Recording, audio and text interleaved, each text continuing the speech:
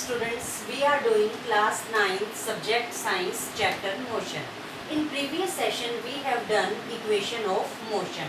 So today we are going to start circular motion. So what do you mean by motion? Motion means anything that is moving or an object changes its position with time. Or circular means circle. Means when a object or a body moves in a circle, it is known as circular motion. मतलब किसी भी चीज का गोल गोल घूमना हम उसे क्या कहेंगे? Circular motion. I am giving you example merry go round and CD player. So what is common in them? अगर आप देखोगे a child revolving in A merry go round and A CD is revolving in CD player, both have circular motion. And what do you mean bye uniform circular motion? When a body move in a circle with a constant speed. अगर कोई भी object circle के अंदर घूमता है but उसकी speed constant रहती है या यूनिफॉर्म रहती है, तो हम उसको क्या कहते हैं? Uniform circular motion. I am giving you one example. An athlete is running along A square track, hexagonal track and circular track. It means जब भी हम कोई सर्कुलर मोशन देखते हैं या यूनिफॉर्म सर्कुलर मोशन लेते हैं, उसमें डायरेक्शन जो है मोशन की वो कंटिन्यूसली चेंज होती रहती है. इन uniform circular motion direction of motion changes continuously. So athlete is running along a square track, hexagonal track and circular track. अब this is a circular square track. Square track means it has four side. तो अगर इसमें हम देखेंगे square की four side होती है, तो यहाँ पर जो एथलीट है वो अपनी डायरेक्शन ऑफ मोशन को 4 बार चेंज करेगा. A to B, B to C, C to D and D to A. And in hexagonal track has 6 side. It means athlete change his direction of motion 6 times. A to B, B to C, C to D, D to E, E to F and F to A. And next one is circular track. In circular track it has indefinite number of side. It means direction of motion changes continuously. So in a uniform circular motion, when a object or body move in a circle with uniform speed or constant speed, it is known as uniform circular motion. And in uniform circular motion, direction of motion changes continuously. Uniform circular motion means when a body moves in a circular path with uniform speed or constant speed, it is called uniform circular motion. Means uniform circular motion में हम speed constant लेते हैं but direction of motion changes continuously. I am giving you one example. A stone. This is a stone. It is tied to a thread. हमने एक पत्थर लेना है, उसको धागे के साथ बांधना है और वो जो है stone tied to a thread moving with uniform circular motion. हमने क्या करना है? एक पत्थर लिया, उसको धागे के साथ बांधा. अब here stone at point A, here speed is directed toward east, but when stone is released it will fly off in the east direction. Same is the case with here. When stone at point B, speed is directed toward south, and when stone is released it will fly off in the south direction. Because in circular motion object which is moving in a circular path and circular motion it has indefinite number of surfaces. So next one is motion in a circle is accelerated.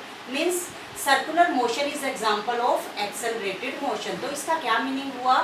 Accelerated motion means जिसमें speed constant रहती है but direction of motion changes continuously.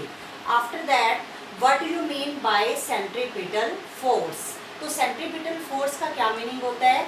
The force which is needed to produce circular motion. किसी भी object को circular motion में घूमने के लिए जो फोर्स चाहिए that force is known as centripetal force. तो centripetal force means force of gravity. So what do you mean by force of gravity or gravitational force? Every object in this universe attract every object with a force that is known as force of gravity or gravitational force. Now we will discuss examples of uniform circular motion. तो हम कुछ ऐसे example discuss करेंगे circular motion के. तो number 1, planet moving around the sun. तो planet moving around the sun in a circular motion. It means sun जो है वो क्या करेगा, एक ग्रेविटेशनल फोर्स एक्सर्ट करेगा जिसकी वजह से प्लैनेट जो है वो सन के चारों ओर रिवॉल्व करते हैं। और number 2, satellite moving around the earth in a circular motion. अब moon is a natural satellite of the earth, so earth exert a gravitational pull or force of gravity due to which moon is revolving around the earth. And number 3rd example is athlete moving in a circular track with constant speed. कोई भी athlete है वो circular track के अंदर move कर रहा है, but these all are example of circular motion. कोई भी ऑब्जेक्ट सर्कुलर मूव कर रहा है, बट इसके अंदर क्या होता है, उसकी स्पीड कांस्टेंट रहती है, but direction of motion changes continuously. To calculate the speed of body in uniform circular motion, हमने क्या करना है, किसी भी बॉडी की स्पीड को कैलकुलेट करना है जो यूनिफॉर्म सर्कुलर मोशन में मूव कर रही है। मतलब कोई भी बॉडी सर्कुलर मोशन में है जो मूव कर रही है सर्कल में, बट उसकी स्पीड कांस्टेंट रहती है, तो उसमें हमें क्या करना है कि एक बॉडी है जो मूव कर रही है, it means it cover a distance, वो कुछ ना कुछ डिस्टेंस कवर करती है, और वो डिस्टेंस किसके इक्वल है, distance is equal to the circumference, and circumference is equal to 2 pi R. अब हमें कैलकुलेट करनी है speed of body in uniform circular motion. So speed of body is equal to denoted by v, it is equal to 2 pi r upon t. So we know the value of pi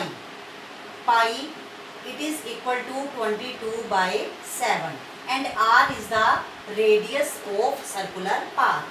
It means a body is moving in a circle, and t is the time taken for one round of circular path. Now we are doing one numerical. A cyclist goes around a circular track once every 2 minutes if radius is 105 meter.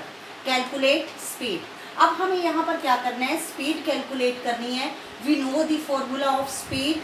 Speed denoted by v, it is equal to 2 pi r. It means circumference. Distance is equal to the circumference, which is denoted by 2 pi r upon t. It means speed distance upon time, and distance is equal to circumference. And speed we have to calculate. Now time given 2 minutes, and distance and radius is 105 meter. So it is meter and time in minute. So we will convert minute into the second. 2 minutes. And 2 multiplied by 60, because in 1 minute 60 seconds are there. 2 multiplied by 60, it is equal to 120 second. अब हमें क्या करना है, speed के अंदर ये value put करनी है स्पीड के फॉर्मूले में। Speed denoted by v is equal to 2 pi r upon t। 2 pi की वैल्यू 22/7 इंटू रेडियस हमें दी हुई है 105 मीटर, और टाइम को हमने सेकंड में चेंज कर दिया 120 सेकंड।